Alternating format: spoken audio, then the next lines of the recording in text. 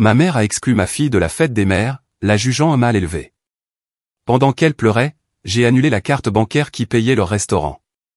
Ils m'envoyaient des selfies en riant, inconscients de la surprise qui les attendait. La fête des mères, c'est seulement pour les enfants sages. Ta fille peut passer son tour cette année. La voix de ma mère, Janine, résonna au téléphone, tranchante et glaciale. Les mots ne m'ont pas seulement blessé. Je les ai ressentis comme un coup physique. J'ai regardé ma fille de 8 ans, Léa, assise de l'autre côté de la table de la cuisine. Elle buvait joyeusement son jus de fruits, mais elle se figea. Son verre s'arrêta à mi-chemin de sa bouche. Ses yeux, grands et innocents, se levèrent vers moi. Sa voix n'était qu'un minuscule murmure qui me brisa le cœur. Mamie ne m'aime pas. C'était ça. C'était le moment décisif. Toute ma vie, j'avais été l'enfant sage. J'étais Amélie Dubois, la banque familiale. Je payais les factures de ma mère, la voiture de mon frère et les vacances de ma sœur. J'avalais leurs insultes et leurs sentiments que tout leur était dû, juste pour préserver la paix. Mais en entendant ce venin se déverser sur ma fille, j'ai compris que cette paix était un mensonge. Ce n'était que du contrôle. J'ai regardé la lèvre tremblante de Léa et une décision froide et calme s'est installée en moi. Ce cycle où l'amour est une arme, c'était fini. Ça se termine aujourd'hui. Pendant toute ma vie d'adulte, je n'étais pas Amélie Dubois, la personne. J'étais Amélie Dubois, la pourvoyeuse, la réparatrice, le portefeuille silencieux dans lequel tout le monde piochait. Ça n'a pas commencé d'un seul coup. C'était lent. C'était prudent. Ça a commencé quand j'ai eu mon premier vrai travail après l'université. J'étais analyste junior, fier de mon petit salaire, et ma mère, Janine, a suggéré que nous connexions nos comptes. Juste en cas d'urgence, ma chérie, avait-elle dit en me tapotant la main. C'est ce que font les familles. On se soutient mutuellement. Je l'ai cru. Je voulais ce soutien. Je voulais la famille aimante que je voyais à la télévision. J'étais si désespéré d'obtenir son approbation que j'aurais signé n'importe quoi. Alors, j'ai signé. Les urgences ont commencé modestement. Amélie, je suis un peu juste pour la facture d'électricité, téléphonait Janine. Ça ne te dérange pas, n'est-ce pas? Ça ne me dérangeait pas à M, mon assurance auto arrive à échéance, m'envoyait mon frère Damien par texto. Tu peux m'avancer l'argent? Je te rembourserai. Il ne m'a jamais remboursé. Puis les demandes se sont faites plus importantes. J'ai obtenu des promotions rapidement. J'étais doué dans mon travail. Je faisais de longues heures, surtout après la naissance de Léa et le départ de son père. Je travaillais pour offrir une belle vie à ma fille, mais ma famille voyait mes revenus comme leurs ressources. Amélie, ma chérie, a dit Janine un jour, me coinçant dans la cuisine. Ton frère est si talentueux. Mais sa carrière musicale ne décolle pas. Il a juste besoin d'une voiture fiable, une voiture sûre. Tu ne voudrais pas que ton frère soit dans une voiture dangereuse, n'est-ce pas? Alors, je me suis porté co-garante pour une nouvelle voiture. En moins de 3 mois, les paiements étaient prélevés par défaut sur mon compte. Quand j'en ai parlé, Damien était furieux. Je suis un artiste, Amélie. Je ne peux pas me soucier des factures. Ça ruine mon flux créatif. Tu es censé me soutenir. Ma sœur Chloé était différente. Elle était obsédée par l'image. Elle a épousé un homme avec un beau sourire et pas d'argent, et elle était obsédée par le fait de sauver les apparences. Elle ne demandait pas, elle dépensait simplement. Pourquoi y a-t-il une dépense de 500 € dans un spa? Ai-je demandé à Janine, qui gérait la carte de crédit familiale que je remboursais chaque mois. Oh, c'était pour Chloé, a dit Janine, sans lever les yeux de son magazine. Elle a été si stressée. La pauvre. Elle avait besoin d'une journée pour elle. Toi, tu passes tes journées assise dans ton beau bureau, Amélie. Tu ne comprends pas le vrai stress. J'étais une mère célibataire travaillant 60 heures par semaine. Mais je n'ai pas discuté. J'ai juste payé la facture. C'était ma routine. Chaque vendredi, je m'asseyais devant mon ordinateur portable, j'ouvrais mon application bancaire et je constatais les dégâts.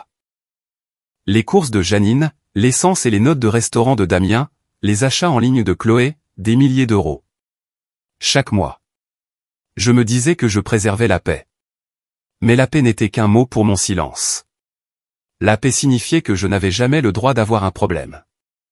La paix signifiait que j'organisais toutes les fêtes et que ma famille critiquait ma cuisine. La paix signifiait que ma mère m'appelait pour se plaindre de la paresse de Damien et, dans la même phrase, me demandait de payer son loyer. La seule fois où j'ai essayé de dire non, ça a été horrible. Je ne peux pas couvrir les vacances de Chloé sur la Côte d'Azur cette année, ai-je dit à ma mère au téléphone. Léa a besoin d'un appareil dentaire et j'essaie d'économiser. Le silence au bout du fil était lourd. Puis la voix de Janine est revenue, dégoulinante de déception. Oh, je vois. Maman, c'est juste que... Non, je comprends parfaitement, m'a-t-elle coupé. Ta sœur va avoir le cœur brisé. Elle t'admire tellement. Elle voulait juste se sentir spéciale pour une fois. Mais tu as raison. Ta nouvelle vie passe en premier. Nous devrons simplement lui dire que tu ne penses pas qu'elle le mérite. La culpabilité était étouffante. Elle me faisait sentir égoïste. Elle me faisait sentir cruel. J'ai cédé. Non, attends. Ne lui dis pas ça. Je vais trouver une solution. Je vais déplacer de l'argent. Elle peut y aller. Le soulagement dans la voix de Janine fut immédiat.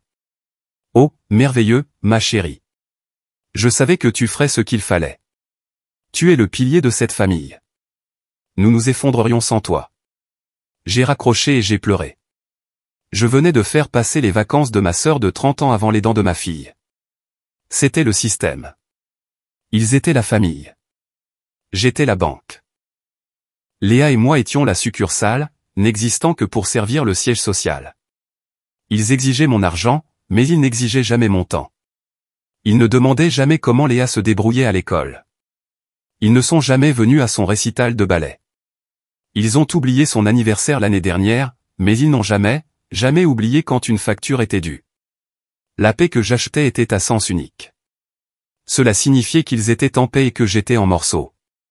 Cela signifiait qu'ils souriaient pendant que je portais le poids. Cela signifiait qu'ils se sentaient en droit de disposer du fruit de mon travail. Et je me sentais coupable de vouloir en garder une partie pour moi. C'était l'histoire. C'était le contrôle. C'était une prison que je m'étais construite. Et j'avais donné la clé à ma mère. Je payais pour leur vie. Et en retour, ils me permettaient d'être près d'eux. Jusqu'à aujourd'hui, jusqu'à cet appel téléphonique. Quand ma mère, avec 2 simples phrases, m'a dit que ma fille, ma douce et innocente Léa, n'était pas assez sage pour faire partie de la famille que je finançais. Elle avait finalement poussé le bouchon trop loin. Elle avait finalement fait une demande que ma culpabilité ne pouvait couvrir. Elle s'en était prise à mon enfant, et c'était la seule facture que je ne paierais pas. L'appel téléphonique s'est terminé, mais le silence dans ma cuisine était assourdissant. Les mots de ma mère, « Ta fille peut passer son tour cette année », flottaient dans l'air comme du poison. Léa me regardait toujours, son jus oublié. « Maman », a-t-elle murmuré. « Pourquoi mamie a dit ça ?» J'ai laissé tomber mon téléphone sur le comptoir et je me suis agenouillé devant elle. Je l'ai prise dans mes bras. Son petit corps était tendu.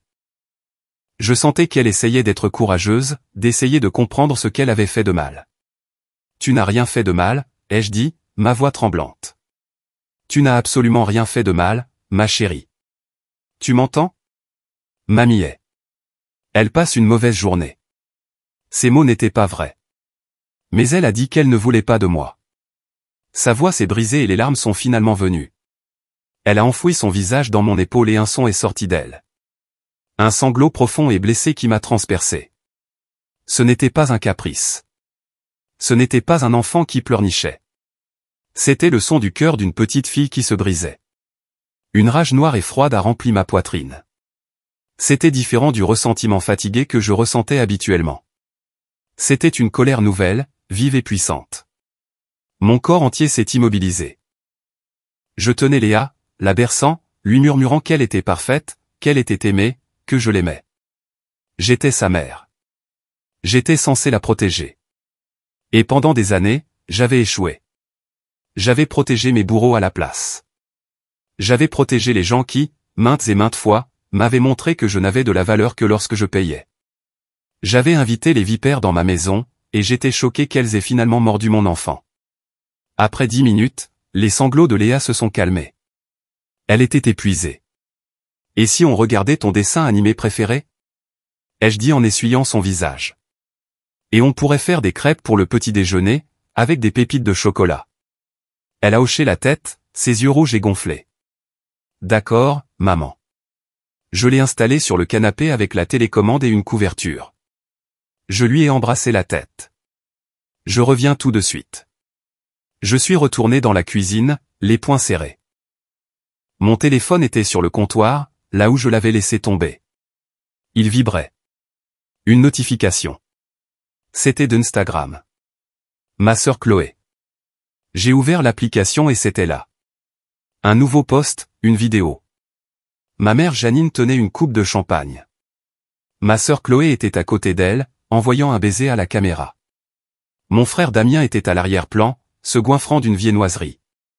Ils étaient au Céleste, le restaurant de brunch le plus cher de Lyon, celui que je payais toujours. Ils souriaient tous, riaient. Le soleil entrait à flot par la fenêtre. C'était une image parfaite. Janine l'avait posté quelques minutes seulement après m'avoir raccroché au nez. Quelques minutes après m'avoir dit que ma fille n'était pas la bienvenue. J'ai lu la légende, joyeuse fête des mères à la meilleure maman du monde. Si heureux de célébrer avec notre vraie famille. On t'aime, notre vraie famille. Les mots m'ont coupé le souffle. Une vraie famille, c'est-à-dire une famille sans moi. Une famille sans Léa. J'ai parcouru les commentaires. Magnifique. Des objectifs. Je vous aime tous. Ils se donnaient en spectacle. C'était leur déclaration publique. C'était la punition pour mon appel téléphonique. Ils me montraient, à moi et au monde, que j'étais jetable, que le brunch continuerait sans moi, qu'ils étaient la famille, et que j'étais juste l'étrangère qui payait les factures. J'ai pensé à toutes les années où j'avais été assise à cette table avec eux, souriant pour des photos exactement comme celle-ci. Toutes les fois où je m'étais senti mal à l'intérieur, en écoutant Chloé se vanter d'un nouveau sac que j'avais payé. Ou Damien rire d'un quasi-accident dans la voiture que j'avais payé. Toutes les fois où Janine avait porté un toast à la famille en tenant un verre de vin que j'avais payé. Tout était une performance. Chaque parcelle. Je n'étais pas leur fille ou leur sœur. J'étais leur sponsor. Et aujourd'hui, ils avaient décidé de m'humilier. Ils pensaient que cela me briserait. Ils pensaient que je verrais cette photo, que j'entendrais ma fille pleurer dans la pièce à côté, et que je ferais ce que je fais toujours. Ils pensaient que je reviendrais en rampant. Ils s'attendaient à ce que j'appelle pour m'excuser de je ne sais même pas quoi. Pour implorer leur pardon. Pour proposer de payer le dîner de ce soir. Peut-être acheter une nouvelle paire de chaussures à Chloé juste pour être réintégré dans la vraie famille. J'ai regardé à nouveau la photo. Le sourire suffisant de Janine. La moue faussement parfaite de Chloé. Damien qui avait déjà l'air ivre. Ils pensaient que c'était leur pouvoir, m'humilier, m'exclure. Mais le sentiment froid et aigu en moi n'était pas de la tristesse. Ce n'était pas du désespoir. C'était de la clarté. C'était comme si un interrupteur avait enfin été actionné. Il ne m'humiliait pas. Il me libérait. J'ai regardé Léa qui regardait son dessin animé. Elle était en sécurité. Elle était là, avec moi. Ils viennent de commettre la plus grande erreur de leur vie, ai-je murmuré à la cuisine vide. Ce n'était pas une fin. C'était un commencement. Ma colère n'était pas chaude. Elle était froide. Elle était productive. J'ai pris mon téléphone. Je n'ai pas ouvert Instagram. Je n'ai pas ouvert mes messages. J'ai ouvert mon application bancaire. Mes mains étaient parfaitement stables. La rage que je ressentais n'était pas un tremblement. C'était une colonne vertébrale. Elle me tenait droite. J'ai ouvert l'application. L'écran familier bleu et blanc s'est chargé. Mon compte courant, mon épargne, les comptes de carte de crédit. Pendant des années, me connecter m'avait rempli d'une appréhension sourde et familière. C'était l'endroit où j'allais pour voir quelle part de ma vie ils avaient siphonné cette semaine-là. Aujourd'hui, c'était différent. C'était comme un panneau de contrôle. J'ai navigué vers les paramètres du compte, puis vers gérer les utilisateurs autorisés. 3 noms me fixaient. Janine Dubois, Damien Dubois, Chloé Dubois-Leroy. J'ai tapé sur le nom de Janine en premier. L'application a demandé, êtes-vous sûr de vouloir supprimer cet utilisateur? J'ai pensé au visage de Léa. Mamie ne m'aime pas. J'ai pensé à la photo du brunch. Une vraie famille. J'ai pensé à sa voix. La fête des mères, c'est seulement pour les enfants sages. J'ai appuyé sur confirmer. Un petit cercle de chargement a tourné. Puis une coche verte. Janine Dubois a été supprimée. Un souffle que je ne savais même pas que je retenais à quitter mon corps. C'était fait. Juste comme ça. 20 ans d'esclavage financier terminés en un seul clic. Je suis passé au nom suivant. Damien Dubois. Je me suis souvenu de la fois où il m'avait appelé à 2 heures du matin, bloqué. Il était sorti boire et avait besoin d'argent pour un taxi. Je le lui ai envoyé. Je me suis souvenu des interminables paiements de la voiture, des prêts pour sa carrière musicale qui ne finançaient que ses tournées de bar. Je me suis souvenu qu'il avait oublié l'anniversaire de Léa, mais qu'il s'était souvenu de m'envoyer un texto pour de l'argent 3 jours plus tard. J'ai tapé sur supprimer. L'application a demandé à nouveau. Êtes-vous sûr? Je le suis, ai-je murmuré. J'ai appuyé sur confirmer. Coche verte. Damien Dubois a été supprimé. Enfin, Chloé Dubois-Leroy, ma sœur, celle qui se croyait princesse et moi sa dame de compagnie. J'ai pensé aux journées au spa, aux vacances que je ne pouvais pas prendre, aux boîtes infinies de magasins en ligne qui arrivaient chez elle, toutes facturées sur ma carte. La façon désinvolte et cruelle dont elle regardait mes vêtements et disait « Oh, Amélie, tu essaies tellement ». J'ai tapé sur supprimer. J'ai appuyé sur confirmer. Coche verte. Chloé Dubois-Leroy a été supprimée. J'ai fixé l'écran. La liste des utilisateurs autorisés était maintenant vide. Il était simplement écrit « Vous n'avez aucun utilisateur autorisé sur ce compte ». Je me sentais calme. Je pensais que je me sentirais triomphante ou coupable ou effrayée. Je me sentais juste immobile. Mais je n'avais pas fini. Les supprimer n'était que la première étape. Ils avaient encore les cartes physiques. Je devais arrêter l'hémorragie. Je suis allé dans la section des cartes. J'ai vu les 3 cartes liées à mon compte, chacune avec leur nom dessus. J'ai tapé sur la carte de Janine. Bloquer la carte. Clic, j'ai tapé sur la carte de Damien. Bloquer la carte. Clic, j'ai tapé sur la carte de Chloé. Bloquer la carte. Clic. Toutes les 3 étaient maintenant inactives. Il restait une dernière chose. Le brunch. Ils étaient au Céleste. Je savais par le gérant, Michel, qu'ils avaient une réservation permanente pour les jours fériés, facturée automatiquement sur mon compte comme une préapprobation. Ils n'avaient même pas à présenter de carte. Ils mangeaient et je recevais la facture. Je suis allé dans les paiements programmés. J'ai trouvé la préautorisation pour le Céleste. Annuler la préautorisation. Clic confirmer. Clic, c'était fait. Tout. En moins de 3 minutes, j'avais démantelé tout le système financier qui avait soutenu ma famille pendant toute ma vie d'adulte. J'ai posé le téléphone sur le comptoir. « Qu'est-ce que tu fais, maman ?» a demandé Léa depuis le canapé. Elle avait mis son émission en pause. Je me suis approché et me suis assise à côté d'elle, tirant la couverture sur nos genoux. J'ai pris sa petite main. « Je fais juste le ménage, ma chérie, ai-je dit. » Elle m'a regardé, ses yeux encore un peu tristes. « Tu es triste? À cause de mamie ?» J'ai regardé son visage, la seule personne de ma famille qui m'ait jamais aimé sans contrepartie. J'ai ressenti une vague d'amour pour elle si féroce que ça en était presque douloureux. J'ai glissé ses cheveux derrière son oreille. « Je ne suis pas triste, ai-je dit. Et je veux que tu m'écoutes. Ce que mamie a dit, ça la concernait elle. Ça ne te concernait pas, toi. L'amour qui exige que tu sois sage n'est pas de l'amour. C'est du contrôle. » Elle a hoché la tête lentement. Elle ne comprenait pas complètement les mots, mais elle comprenait mon ton. Elle comprenait que j'étais de son côté. Je lui ai embrassé le front. Maintenant, et ces crêpes?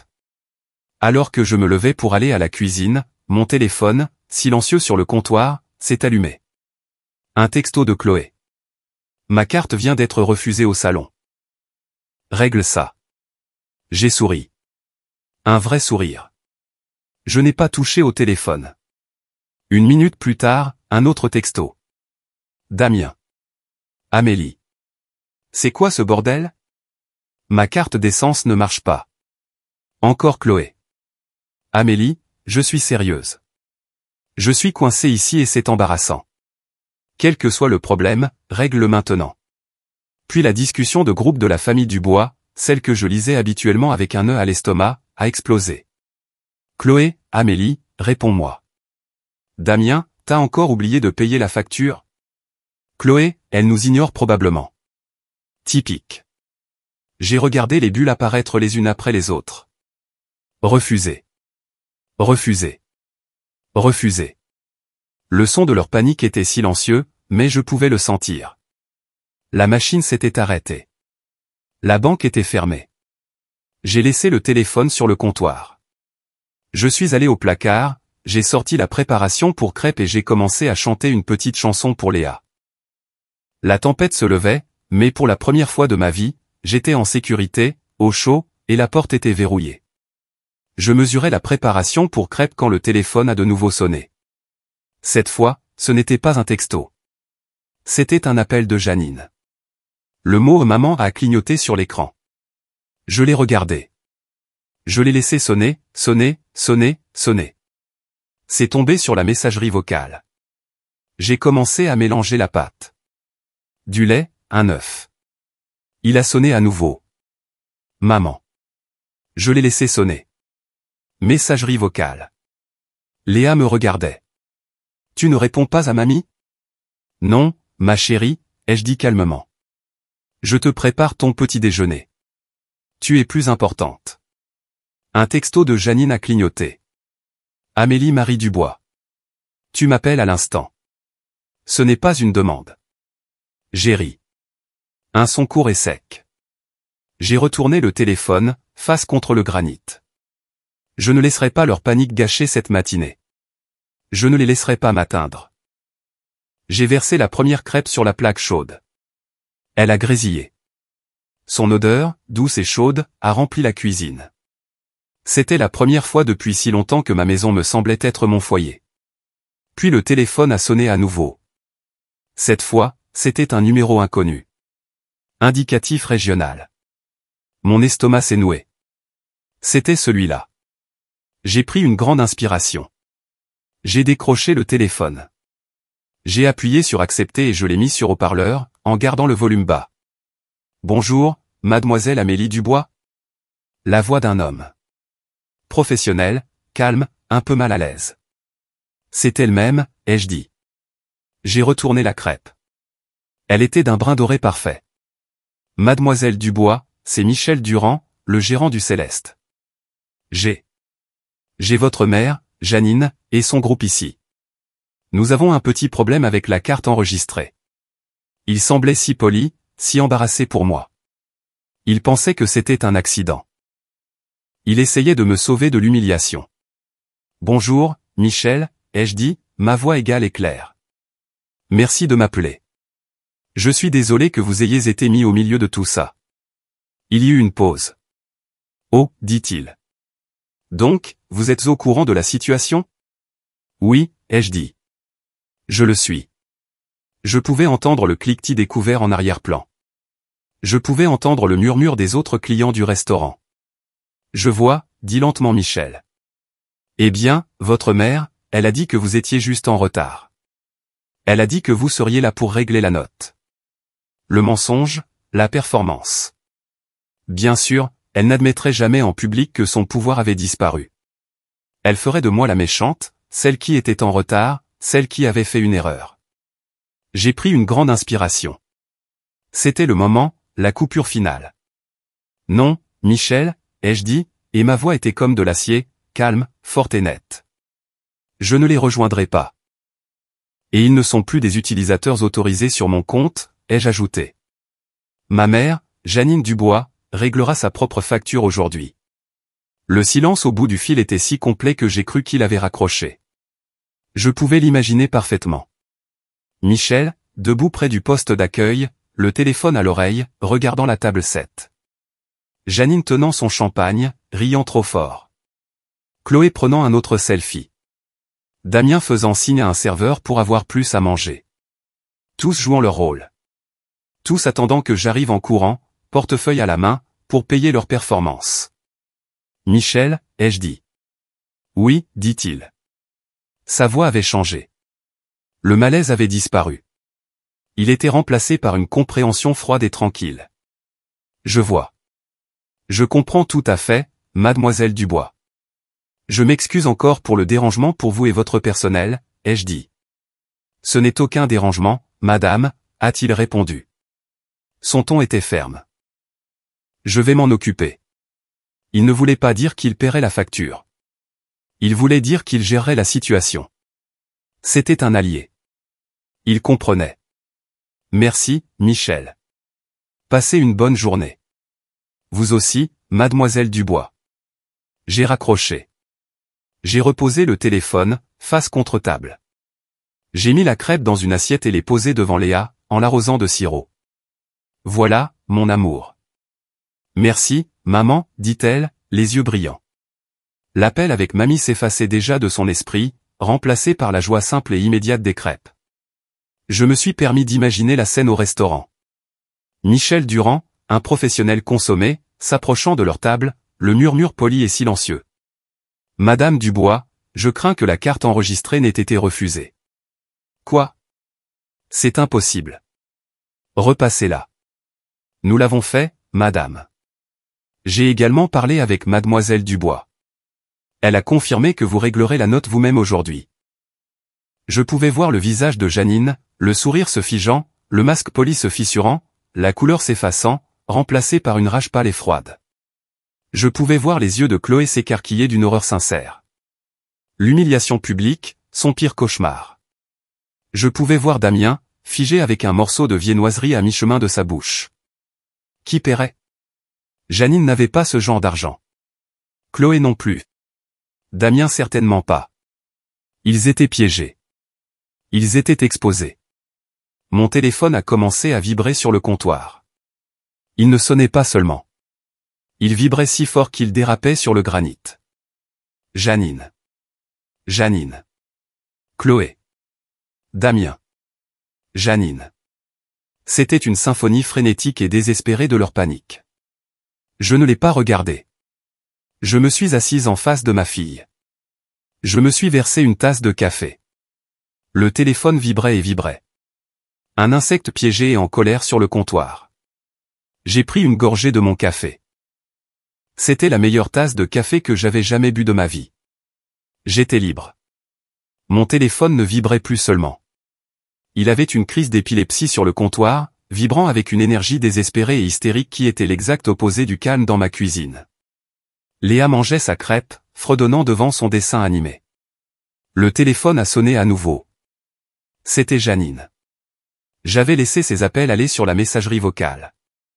J'avais ignoré les textos, mais après mon appel avec Michel, je savais que celui-ci était différent. C'était celui d'après que Michel soit allé à leur table. C'était celui d'après qu'il ait annoncé la nouvelle. Je voulais l'entendre.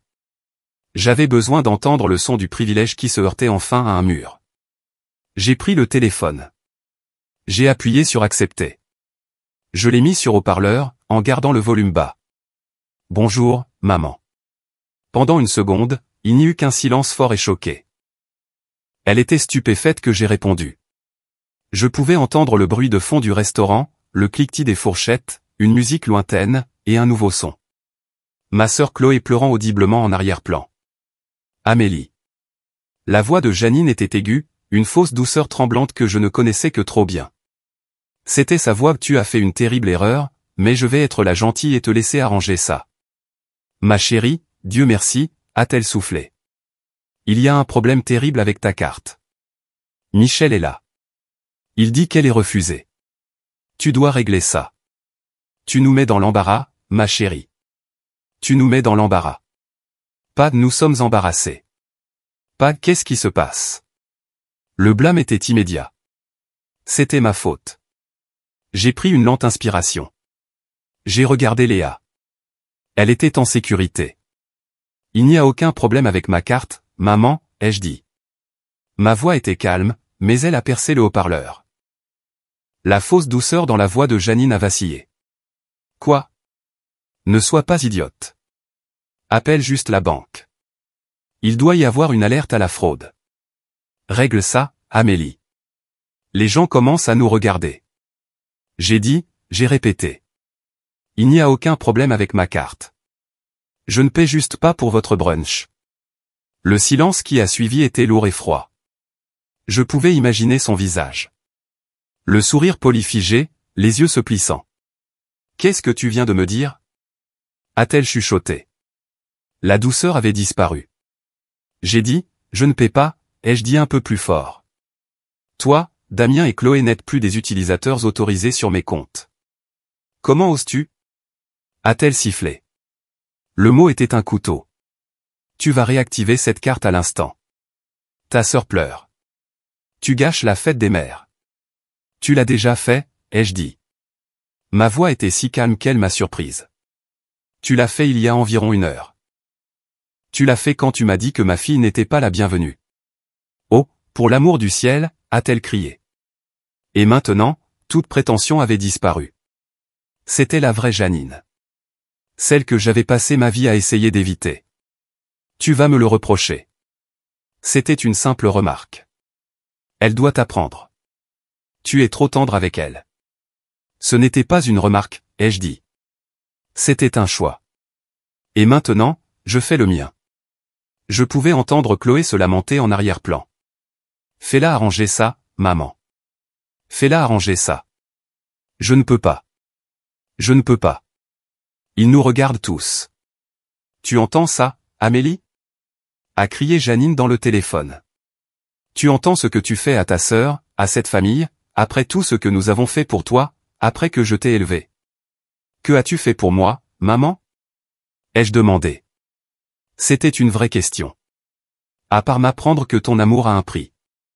Un prix que j'ai payé chaque jour. Espèce d'ingrate, a-t-elle balbutié. Elle perdait le contrôle. Le masque était complètement tombé. Tu te crois si puissante maintenant, n'est-ce pas? Tu penses que tu peux nous contrôler juste parce que tu as l'argent? C'était ça. La vérité. Elle pensait que c'était un jeu de pouvoir, une négociation. Elle pensait que j'utilisais enfin la seule arme que j'avais. J'ai failli rire. L'argent n'a jamais été mon pouvoir. C'était ma prison. C'était la laisse qu'elle utilisait pour me promener. J'ai regardé ma fille, qui demandait une autre crêpe. L'amour simple, honnête et réel dans cette cuisine était quelque chose dont ma mère ne savait rien. Non, maman, ai-je dit, et ma voix était calme comme un murmure. Je ne me sens pas puissante parce que j'ai l'argent. J'ai fait une pause. Je voulais qu'elle entende ça. Je voulais que ça pénètre. Je me sens puissante parce que je vous ai enfin retiré l'accès à cet argent. J'ai entendu une vive inspiration. Je l'ai entendu essayer de parler, de formuler une autre menace, une autre insulte. Elle balbutiait. Il n'y avait pas de scénario pour ça. Je n'avais jamais raccroché au nez, alors je l'ai fait. J'ai appuyé sur le bouton rouge de fin d'appel. Ma main était stable. Je ne tremblais pas. Je ne pleurais pas. Je me sentais propre. Le téléphone a immédiatement recommencé à sonner. Maman. J'ai refusé. Il a sonné à nouveau. Chloé. J'ai refusé. Il a sonné à nouveau. Damien. J'ai refusé.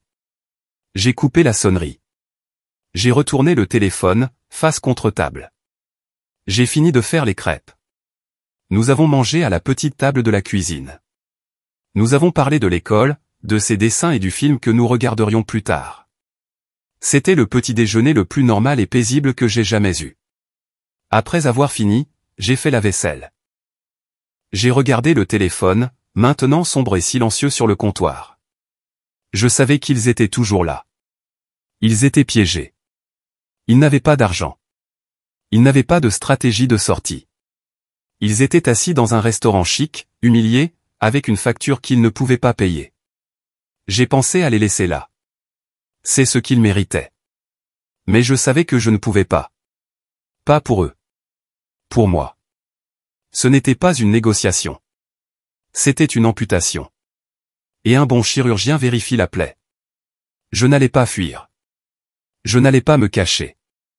J'allais entrer, payer ce qui était juste, et leur claquer la porte au nez. Je ne serai pas celle qui s'enfuit.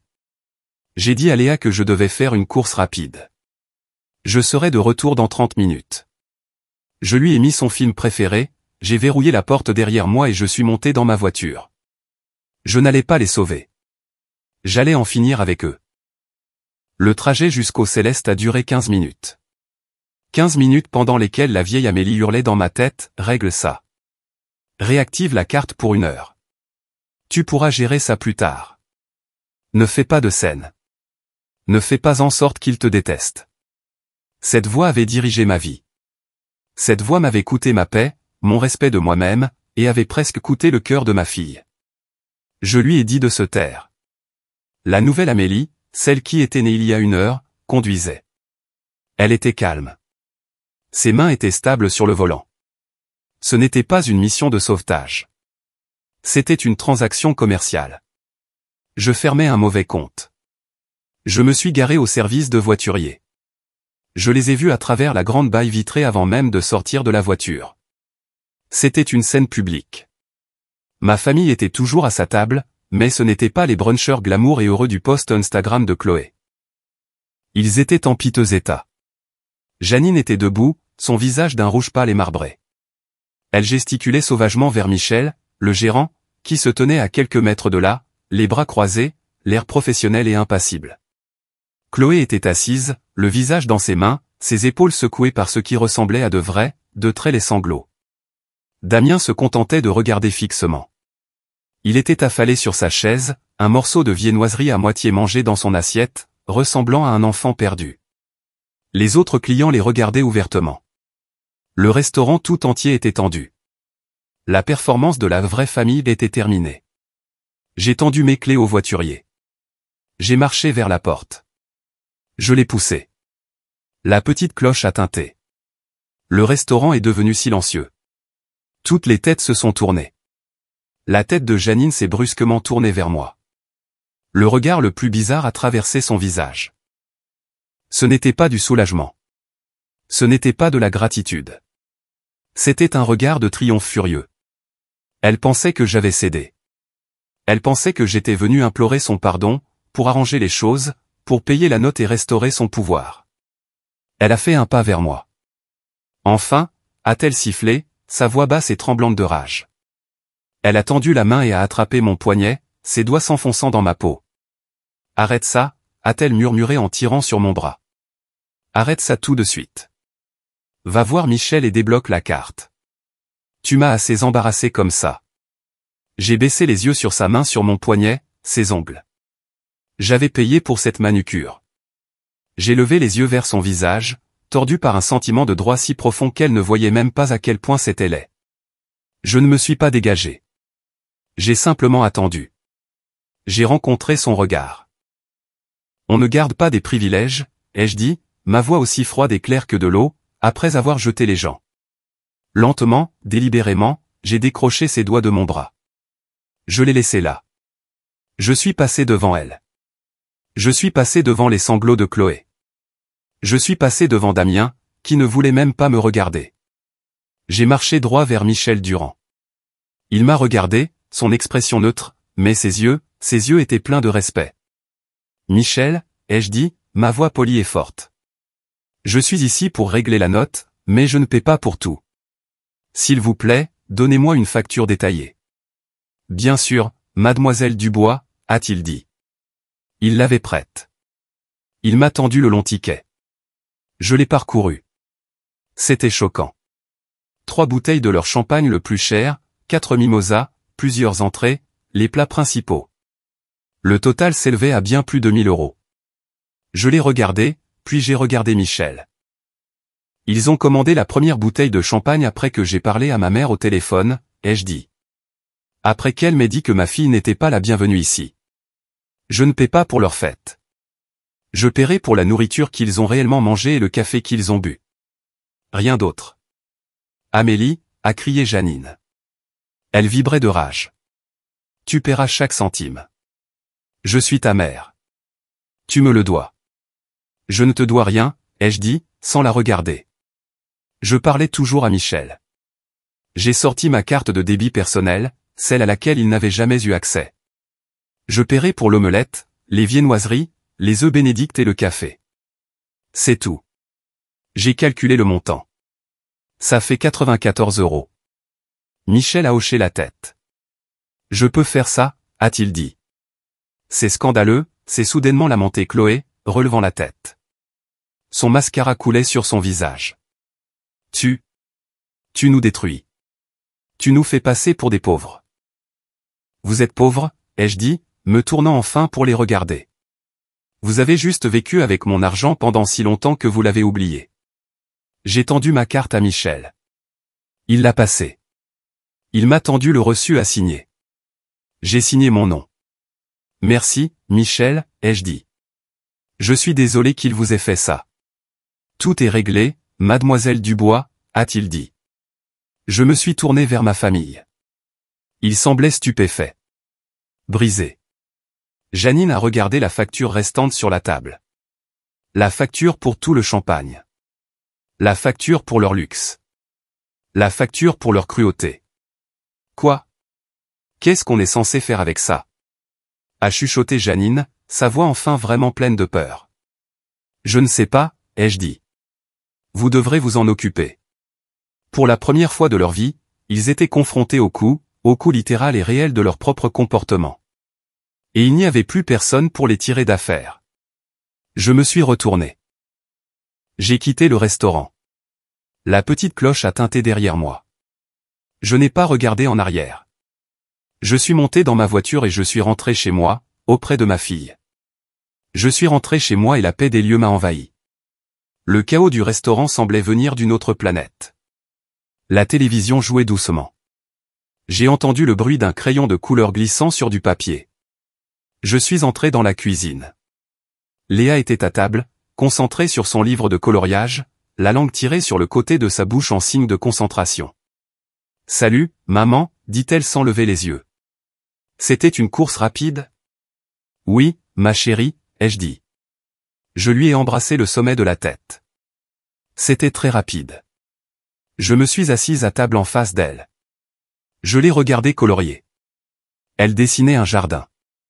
Il était rempli de fleurs vives et impossibles. Mon cœur battait normalement. Mes mains étaient stables. La confrontation était terminée. Je les avais affrontés et je n'avais pas craqué. Mais le travail n'était pas fini. La scène au restaurant n'était qu'un symptôme. La carte de crédit n'était qu'un tentacule. La maladie était systémique. Ma mère, mon frère et ma sœur étaient enroulés autour de chaque partie de ma vie, chaque service, chaque compte. J'avais tout fait moi-même au nom du soutien, de la famille et du maintien de la paix. Je ne leur avais pas seulement donné une allocation. Je leur avais donné un accès. Maintenant, j'allais le reprendre. Entièrement. Je suis allé à mon bureau et j'ai pris mon ordinateur portable. Je me suis assise à la table de la cuisine avec Léa. Elle coloriait. Je travaillais. C'était la véritable coupure. D'abord, je me suis connecté à mon compte bancaire principal, celui dont je les avais retirés sur l'application. J'ai vérifié une deuxième fois. Utilisateurs autorisés, aucun. Bien. Mais je savais que Janine avait toujours des privilèges de virement depuis son propre petit compte, une mesure d'urgence que j'avais mise en place des années auparavant. Je suis allé dans les paramètres, gérer les virements externes.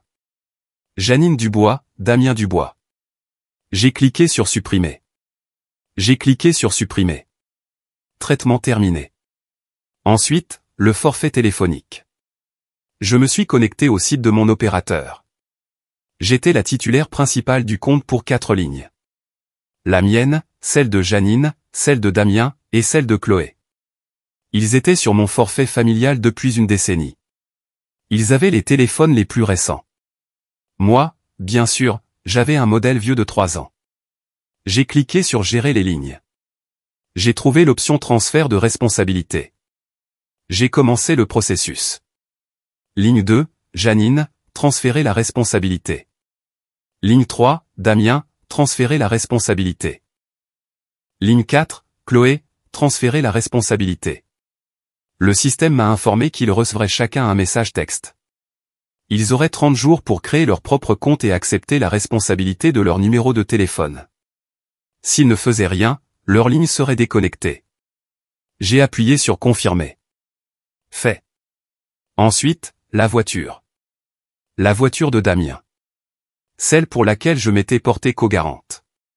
Celle que je payais. Celle qui était immatriculée à mon nom avec lui comme conducteur désigné.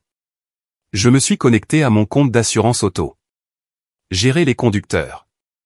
Damien Dubois. J'ai cliqué sur supprimer le conducteur.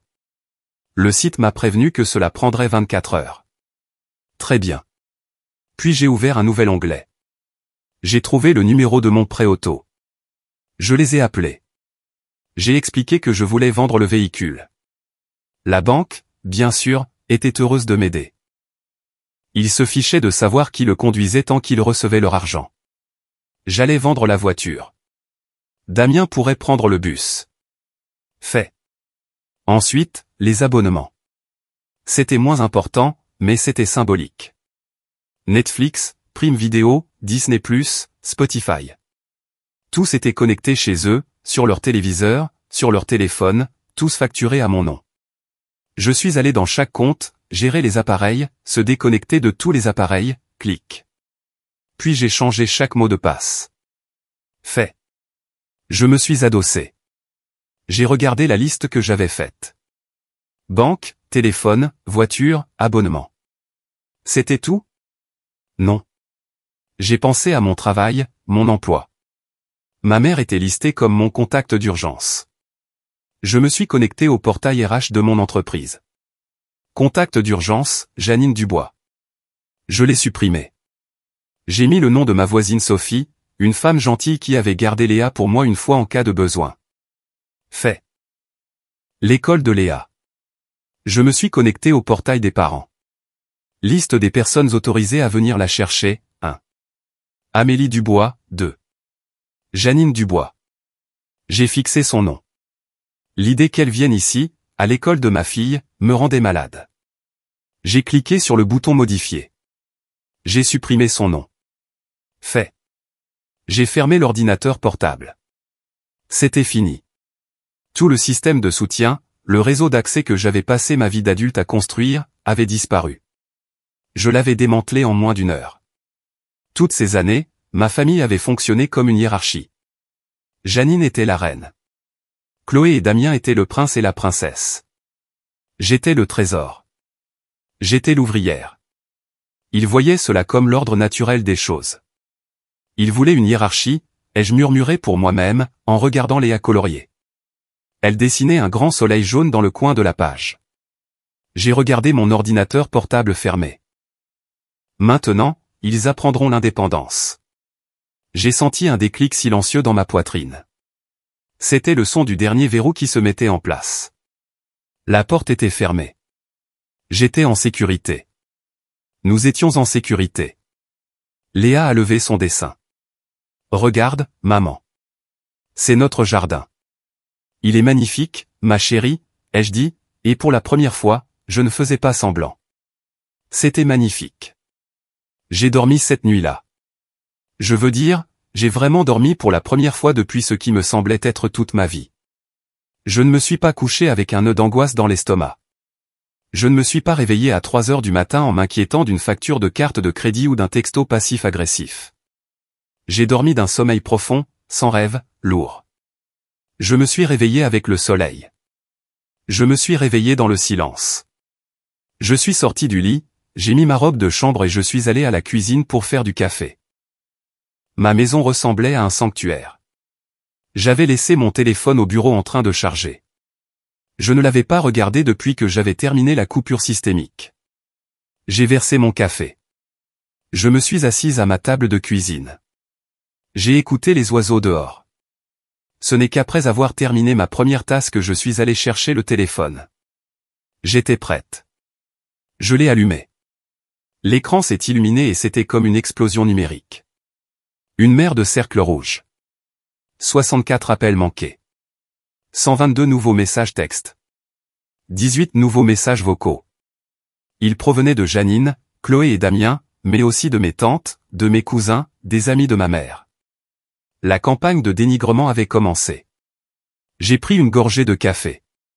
J'ai ouvert les messages vocaux. J'ai appuyé sur lecture pour le premier, de Janine, envoyé tard la nuit dernière. Ce n'était pas une voix humaine. C'était un son, un cri rauque et guttural de pure rage animale. Tu ne feras pas ça. Je suis ta mère. Je te ferai arrêter. Tu m'as volé. Tu le regretteras. Tue-le. J'ai appuyé sur supprimer. J'ai écouté le suivant. Chloé. Elle pleurait hystériquement. Amélie. Amélie. Comment as-tu pu? Nous avons dû faire la vaisselle. J'ai arrêté le message. Faire la vaisselle. Un petit rire sombre m'a échappé. Michel Durand était un génie. Il ne les avait pas laissés partir. Il les avait fait travailler pour payer le champagne. L'humiliation publique. C'était parfait. Mon mari, il a dû venir nous chercher. Ma vie est finie, se lamentait-elle. J'ai appuyé sur supprimer. Les textos étaient du même acabit. Menaces, insultes, culpabilisation, malédiction. Damien, mon téléphone ne marche pas. Damien, c'est quoi ce bordel, Amélie? Je ne peux pas acheter à manger. Damien, tu nous as laissés là pour être humiliés. Janine, tu es morte pour moi. Janine, j'appelle un avocat. Janine, tu es un serpent froid et sans cœur. Chloé, j'espère que tu es heureuse. Je ne te parlerai plus jamais. Moi, intérieurement, bien. Je parcourais cette mer de haine quand le téléphone a sonné dans ma main. Ce n'était pas un membre de la famille. C'était Monsieur Lambert, mon directeur d'agence à la banque. J'ai pris une grande inspiration et j'ai répondu. Bonjour, Monsieur Lambert. Mademoiselle Dubois, a-t-il dit. Il semblait épuisé. Je suis si content de vous joindre. J'ai une situation ici. Quelle sorte de situation? Ai-je demandé, bien que je le sache. Votre mère, votre frère et votre sœur sont dans mon hall. Ils sont là depuis 1 heure. Ils sont. Eh bien. Ils causent une perturbation importante. Il a fait une pause. Mademoiselle Dubois. Ils exigent l'accès à vos comptes. Ils prétendent que vous êtes mentalement instable et qu'ils ont droit à vos fonds. Ils menacent de poursuivre la banque. Ils crient. Je pouvais entendre un léger cri en arrière-plan. Ça ressemblait à Janine. La vieille Amélie aurait été mortifiée. Elle se serait précipitée là-bas en s'excusant, prête à tout arranger. La nouvelle Amélie a pris une gorgée de café. Monsieur Lambert, ai-je dit calmement. Ma mère, mon frère ou ma sœur sont-ils listés sur l'un de mes comptes? Non, bien sûr que non, a-t-il dit. Pas depuis que vous les avez retirés hier. Je leur ai dit ça. Ils ne veulent pas écouter.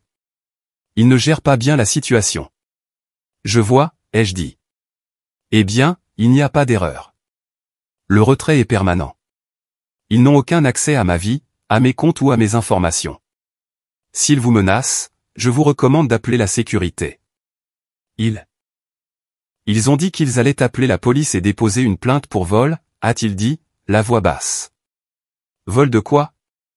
Ai-je demandé. C'est mon argent. Ils ne sont pas mes partenaires. Ils ne sont pas mes dépendants. J'ai entendu Janine crier à nouveau. Dites-lui que je suis sa mère. Monsieur Lambert a soupiré.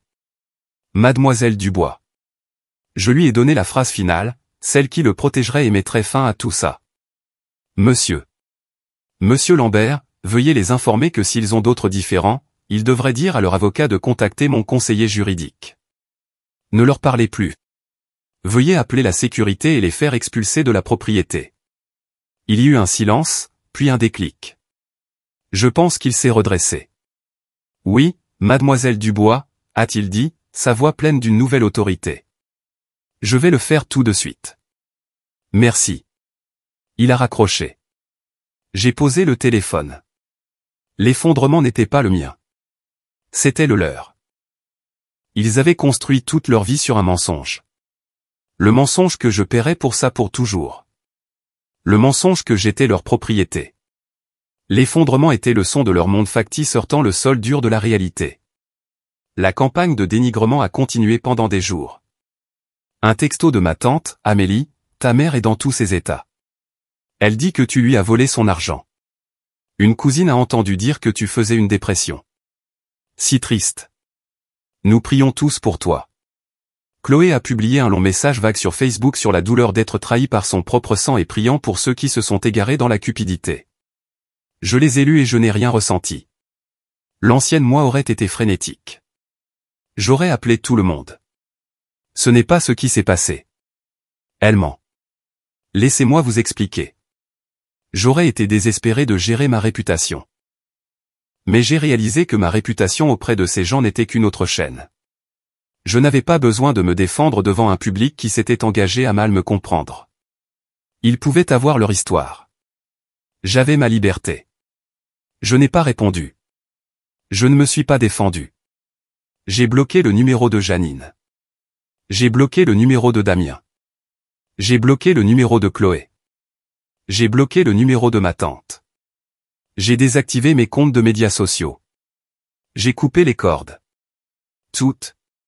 Le silence était merveilleux. J'étais libre. Les semaines ont passé. Puis un mois. Le silence dans ma vie n'était plus nouveau.